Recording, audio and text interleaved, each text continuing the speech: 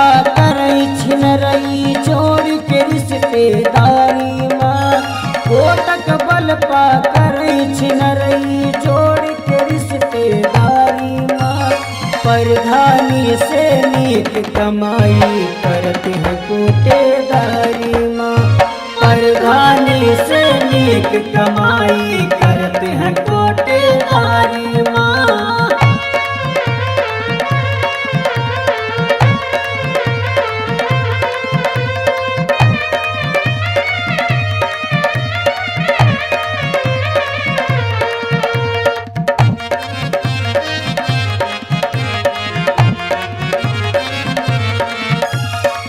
दूसरे कई मिहरारू राखई बिटिया पर नजर गड़ाए हैं।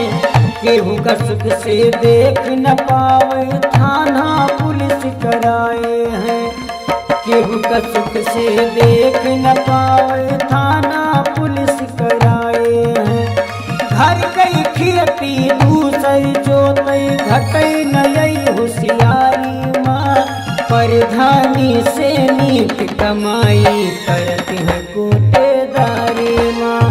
परधानी से नीक कमाई करते हैं कोटेदारी माँ।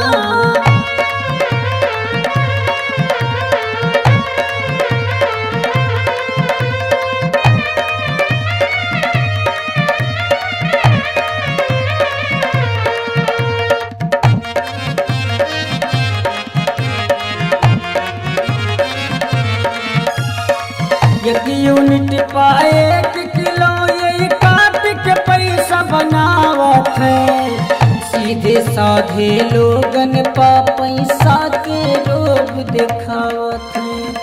सीधे साधे लोगन पा पैसा के रोग दिखावत